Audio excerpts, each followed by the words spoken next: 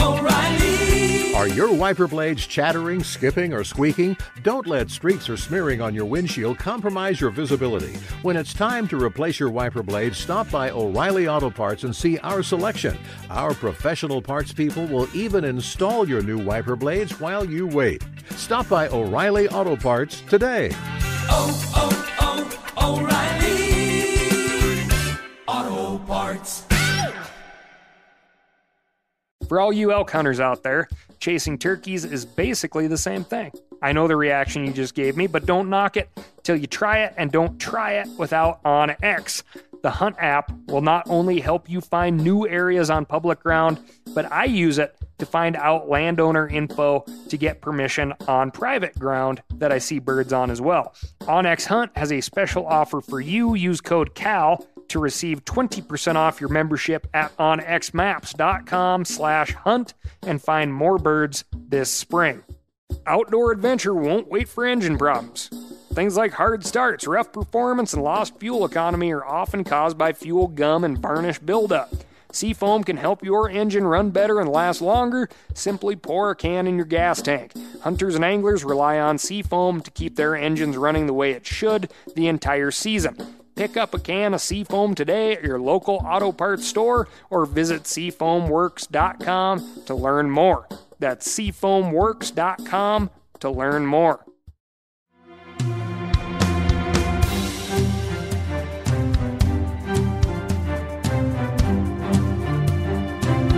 From Meat Eater's World News Headquarters in Bozeman, Montana, this is Cal's Week in Review with Ryan Cal Callahan. Now, here's Cal. Your cat may be eating sharks, and if you happen to wear makeup, you may be smearing sharks on your face, which isn't good news for sharks, but could be a fun fact to keep in mind if you ever get drug into the Broadway show Cats. What's a jellicle cat? A study released from Stony Brook University in New York used multiplex mini barcode PCR protocol to analyze 87 pet foods and 24 different types of cosmetics for traces of shark DNA.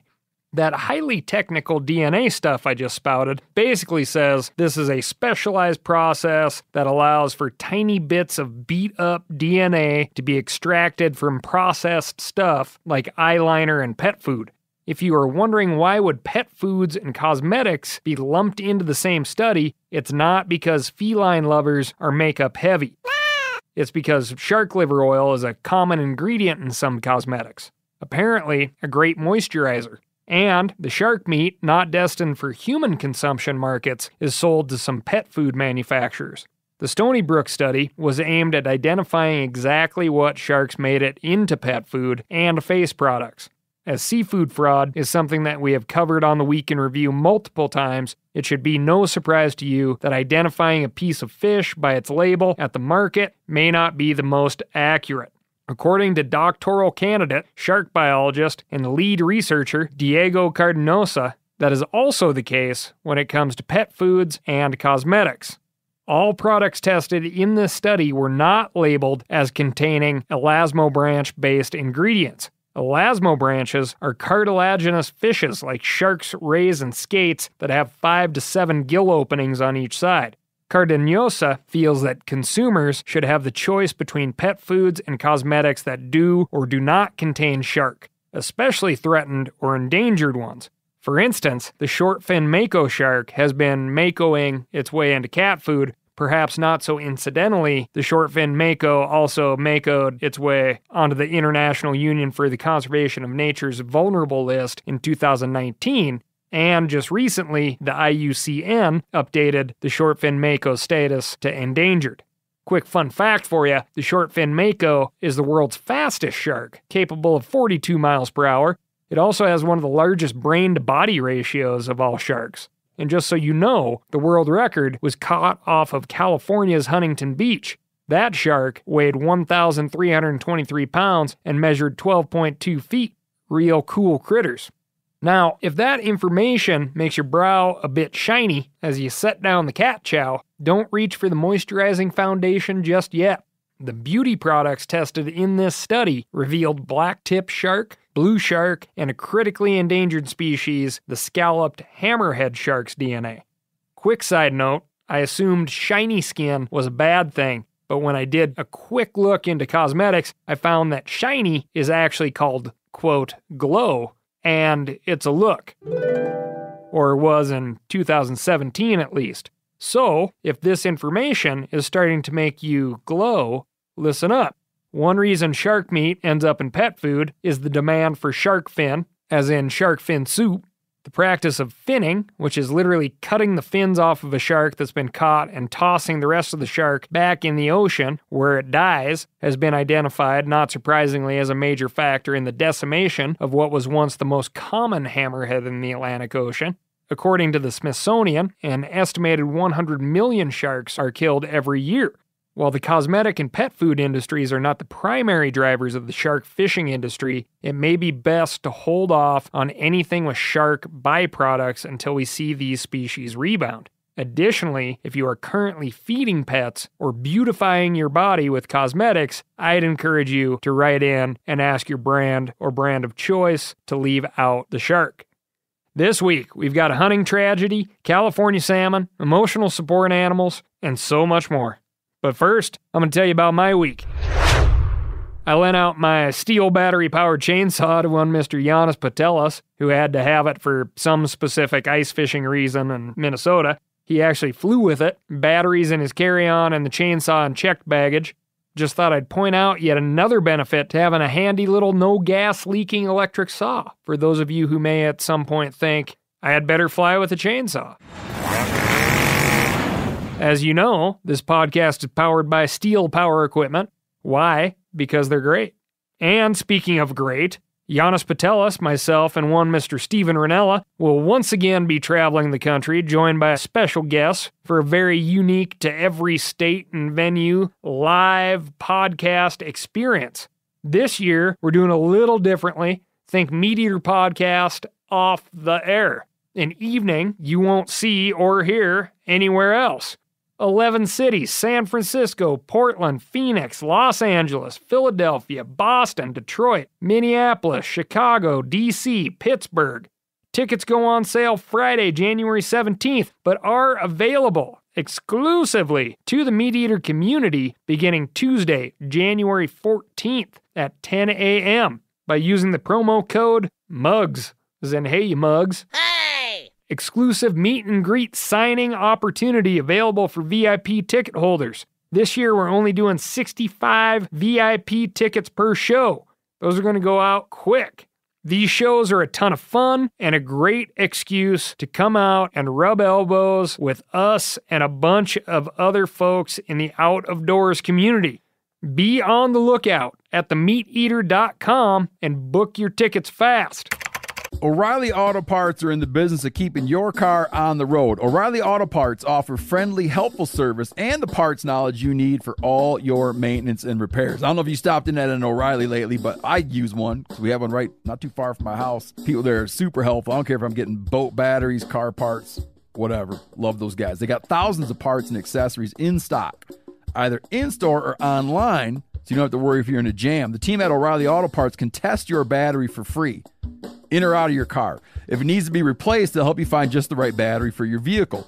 If you need your windshield wipers replaced, a brake light fixed, quick service, they'll help you find the right part or point you to the nearest local repair shop for help. Whether you are a car aficionado or an auto novice, you will find the employees at O'Reilly Auto Parts to be knowledgeable, helpful, and best of all, friendly. The professional parts people at O'Reilly Auto Parts are your one-stop shop for all things do-it-yourself auto. You can find what you need in-store or online. Stop by O'Reilly Auto Parts today or visit us at O'ReillyAuto.com/meateater. That's O'ReillyAuto.com/meateater. For all you elk hunters out there, chasing turkeys is basically the same thing. I know the reaction you just gave me, but don't knock it till you try it, and don't try it without OnX. The Hunt app will not only help you find new areas on public ground, but I use it to find out landowner info to get permission on private ground that I see birds on as well. OnX Hunt has a special offer for you. Use code CAL to receive 20% off your membership at onxmaps.com/hunt and find more birds this spring. Now, a lot of you guys are familiar with the old hunting tradition of eating, some organ, the heart or a chunk of liver off the first animal you kill. I had that when I was a little kid, and it was a big deal. Organ meats were always prized by frontier people who knew the importance of getting a lot of different minerals and nutrients. And as often is the case, those guys were onto something, because organs are among the most nutrient-rich foods on the planet. And you can get the same benefits your ancestors craved via convenient daily capsules from Heart and Soil, made exclusively from regeneratively raised, grass-fed, and finished cattle. Heart and Soil's unique freeze-drying process means all those important nutrients are trapped in, ensuring you experience every one of the benefits of nature's superfood in a clean, convenient, taste-free capsule. Find out more at heartandsoil.co. And make sure to use code MeatEater for 10% off your purchase. That's heartandsoil.co. Use the code MeatEater. All right. My week started out like this. I hopped on a plane to Sacramento, rented a car, headed out to an end-of-the-season pre-Christmas lunch barbecue with a bunch of rice farmers, their buddies, and all the hired hands. Basically, everyone at this operation gets a winter break that starts prior to Christmas and ends a few days post-New Year. This break is the unofficial start of waterfowl hunting for most of the folks working rice in the valley. Like I mentioned in the previous episode, I had gotten the invite from some friends in the Sacramento Valley to come look at their side of the water and salmon issues firsthand. I'll get to what that has to do with ducks in a minute. Water flow from the mountains down the valley through the delta and out to the ocean has been a serious issue in the last 90 years or so. Pre-settlement and agriculture development of California, the heavy snowpacks would wash off the mountains down the valley, eventually overflowing the banks of the Sacramento River. This is historically what they would do. This overflow would then push out way across a vast floodplain that was full of marsh grasses and wetlands, and that water would make it very slowly out through the delta and into the ocean. Then, like it says in the best musical ever made, which is, of course, Paint Your Wagon, along came people and gum it up good. People in the Sacramento Delta spent a generation or so creating a series of dikes and levees designed to manipulate the floodwaters to our control, releasing them through a series of weirs into areas that lack human habitation to protect the areas with human habitation. Areas that lack human habitation in the Sacramento Valley appeared pretty slim, by the way. While the manipulation of the floodplain has been great for human habitation, many species have taken a real hit. One of those species is the Chinook salmon. As previously reported, the amount of water that runs down the Sacramento River presently, compared to when salmon numbers were at their peak, is much, much less. The simple solution to get those salmon numbers to rebound has been to allow more water to flow down the Sacramento and less out into farmers' fields. However, increased flow down the Sacramento River has not been met with increased salmon numbers. As per usual, conservation just isn't a convenient business. The state of the salmon is such. This is all taken from the California Department of Fish and Game. Historically, winter-run Chinook salmon spawned in the upper reaches of the Sacramento River tributaries, including the McCloud, the Pitt, Little Sacramento rivers. Shasta and Keswick dams now block access to the historic spawning areas. The run, despite having some good years, was classified as endangered under the state California Endangered Species Act in 1989 and as endangered under the Federal Endangered Species Act in 1994. Spring run Chinook salmon were historically the most abundant race in the Central Valley. Due to the small number of non-hybridized populations remaining and low population sizes, Central Valley spring run Chinook salmon were listed as threatened under both state and federal Endangered Species Acts in 1999. Fall run Chinook salmon are currently the most abundant of the Central Valley races, contributing to large commercial and recreational fisheries in the ocean and popular sport fisheries in the freshwater streams. Fall run Chinook salmon are raised at 5 major Central Valley hatcheries, which release more than 32 million smolts each year. Due to concerns over population size and hatchery influence, Central Valley fall and late fall run Chinook salmon are a species of concern under the Federal Endangered Species Act. Whew! I realize that is a lot of info regarding the state of the California salmon. Suffice it to say, there's plenty of work to be done. One project, named ever so cleverly Nigiri Project. If you're not a sushi fan, that's fish on rice, and by no coincidence, that is exactly what the Nigiri Project is. Now, keep in mind, this is a 20-minute podcast, so this is just, as I understand it, shoot from the hip rundown of this situation. Sure, I'm going to get some stuff wrong, but this is an ongoing deal, so I'm going to stay on top of it because it's a fascinating thing that's happening over there. So what the Nigiri Project is trying to figure out is, if the answer to getting more salmon back into the system isn't put more water down the river, maybe it's putting more water through the floodplain. After all, that's where a lot of water was going prior to the elaborate flood mitigation system that is currently in place in the Sacramento Valley. The Sacramento Valley was a vast wetland. Those wetlands have in large part been, in the best case scenario, replaced by crops, worst case concrete, shopping malls, the city of Sacramento, houses. One crop I'm going to talk about, of course, is rice. Remember, we're speaking nigiri. Imitates a wetland as well as a monoculture can. If you are in this area or have ever been through it, it is an easy connection to make, as the amount of waterfowl, as in pintails, teal, widgeon, gadwall, Canada and speckled-belly geese, curlew, Ross's geese, storks, herons, and many other species are just staggering. I was down in December, but last year, the National Wildlife Refuge count had hit 198,000 speckled-belly geese, 360,000 pintail, 340,000 teal. That's counting both green wing and cinnamon. 180,000 widgeon, and more than 100,000 shovelers. 270,000 snow and Ross's geese were expected by mid-November.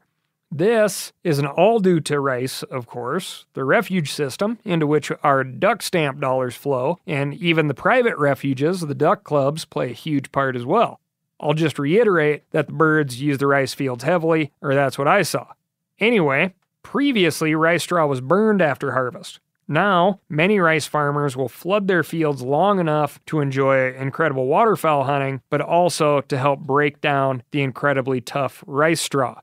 Quick fun fact for you, if you've ever been driving down like new road construction where they're cutting into a hillside, those roadside bundles of straw that you see typically in like a green kind of mesh, that is often rice straw placed to mitigate erosion, because again, the rice straw is tough stuff, takes a long time to break down. Well, when the decomposition process begins in the flooded rice straw, an even more incredible abundance of life also begins in the form of invertebrates, algae, and zooplankton, things that coincidentally make great fish food for young salmon. In February of 2012, juvenile salmon were placed into a series of cages. If you could think of like crab pots, that's what would be the best visual here. The cages were placed downstream of a discharge point on the Sacramento River, with control fish in cages upstream of the discharge point. About 5,000 acres of rice stubble was flooded and let sit during the non-growing season for 4 to 6 weeks, at which point the fields were drained and the water pumped back into the Sacramento River.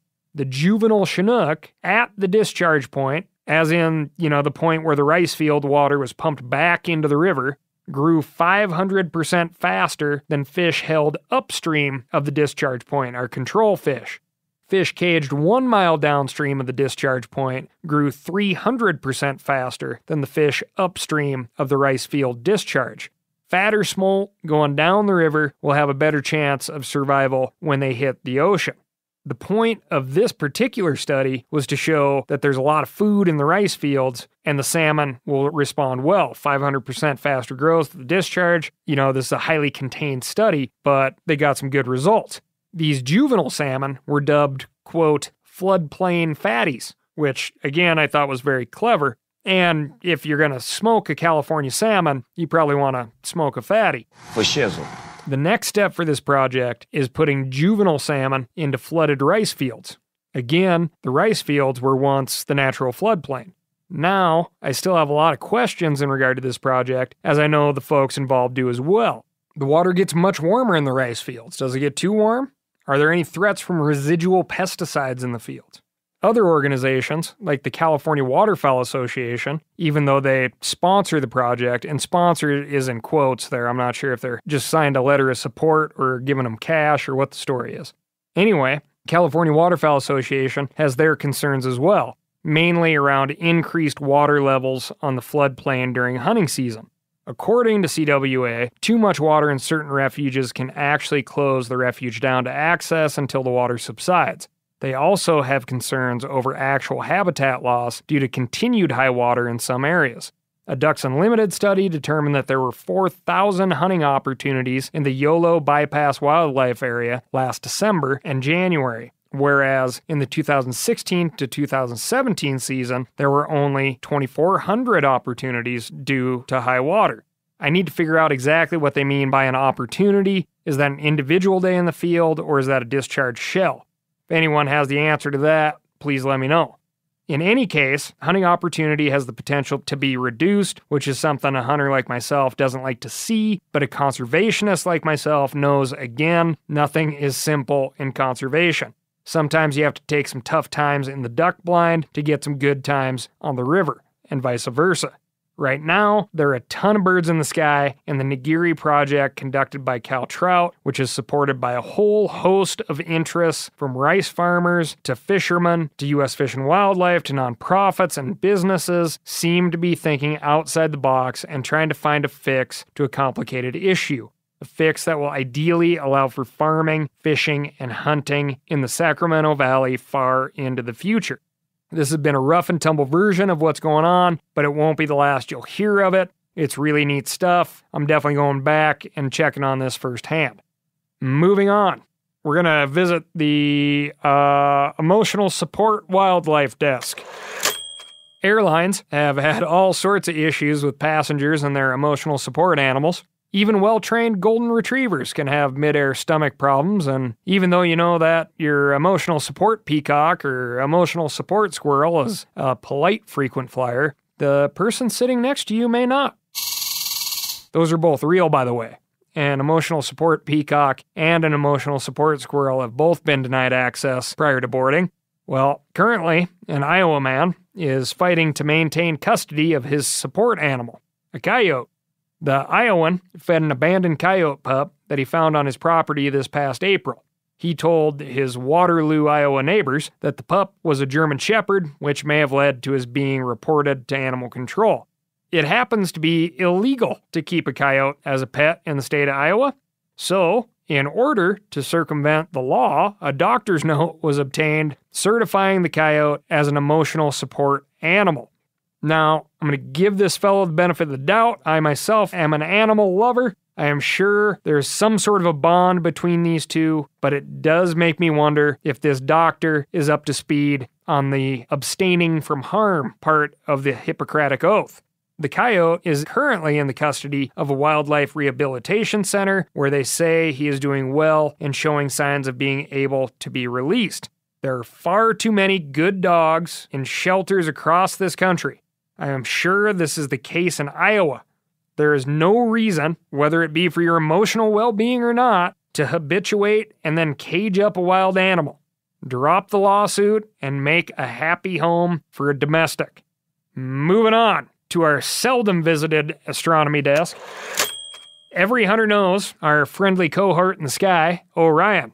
The constellation is a highly recognizable pattern of stars that is, in my experience, particularly visible here in the western half of the US and Canada during the fall hunting season. If you, like me, like to check in on this constellation, you may have noticed that the star Betelgeuse has been getting dimmer.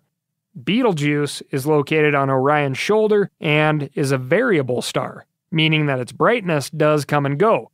Interesting fact that Betelgeuse, which apparently got its name from a poor translation of Arabic meaning the hand of Orion, is sadly not pronounced like I am pronouncing it, as you would the movie Beetlejuice. That movie is a fantastic example of the incredibly talented and best Batman ever, Michael Keaton, who I hear is also a hunter. Beetlejuice? Yes, that's it! Anyway, Betelgeuse can be one of the top 10 brightest stars in our solar system, though not as bright as Rigel. Rigel is also located in the constellation Orion in his left foot. All those fun facts aside, most importantly, Betelgeuse is a ticking time bomb. A time bomb roughly 20 times the size of the sun. That's right, astronomers are predicting a massive supernova explosion. The shock wave will hit Earth in only 600 million years. I, for one, am sad, sincerely, to see Orion change. I've stared up at this constellation many times on many different hunts, honestly because it's so visible, not because I'm great with constellations. One time, I got a little turned around, lost, some would call it, way back in the Littlewood drainage outside of Cary, Idaho, and it seemed like Orion sat right above our frozen little drop camp.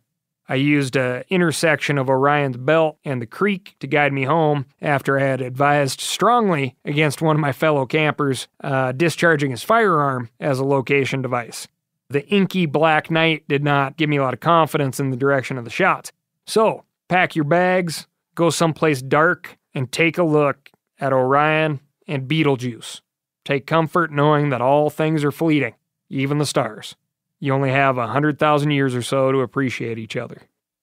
All right, I'm going to take a rare serious note here before we depart, but this is an important one. The big hunting community of which I am a part suffered a serious tragedy New Year's Day. A father and his 9-year-old daughter were killed in a hunting accident of some sort in South Carolina. Hunting is an incredibly captivating pursuit for all of the obvious reasons. Time outside, nature, camaraderie, and of course food. Another lesser discussed reason for the hunting addiction is the fact that hunting is incredibly complex. What may seem like a simple day in the woods or the marsh is actually a dynamic situation that involves atmospheric conditions, lunar phases, the timing of food sources coming in and out of season. So many variables that much of hunting is chalked up to luck. Luck, because it is so damned hard to keep all these changing conditions straight. Which is why there are constants in the woods or the blind that when hunters follow them, the predictable happens, which oddly enough is nothing. The constants are rules laid out to prospective hunters and reiterated to old hunters constantly, all across the nation, in hunter safety classes and in the field. Always keep your barrel pointed in a safe direction. Treat every firearm as if it is loaded. Know your target and beyond. Notice these rules, or commandments if you like, don't include any outs. No ifs or allowances for changing conditions. These deaths are tragic. They're sad and they're avoidable. If we don't learn from them, then their deaths will be all the more tragic. Be safe out there.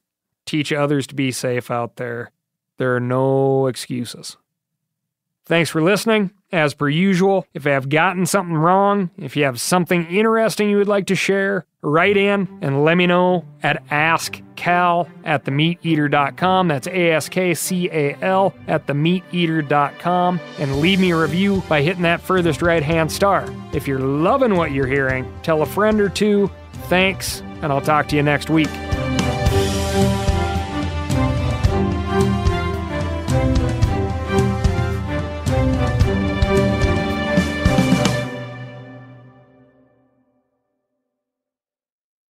Outdoor adventure won't wait for engine problems. Things like hard starts, rough performance, and lost fuel economy are often caused by fuel gum and varnish buildup. Seafoam can help your engine run better and last longer. Simply pour a can in your gas tank. Hunters and anglers rely on Seafoam to keep their engines running the way it should the entire season. Pick up a can of Seafoam today at your local auto parts store or visit seafoamworks.com to learn more. That's seafoamworks.com to learn more. I'm sure a lot of you guys remember the old ceremonial hunting tradition of eating the heart out of the first animal you kill. Meat from those organs are among the most nutrient-rich foods on the planet. You can get those same benefits your ancestors craved via convenient daily capsules from Heart and Soil. Find out more at heartandsoil.co. And remember, use code MeatEater for 10% off your purchase.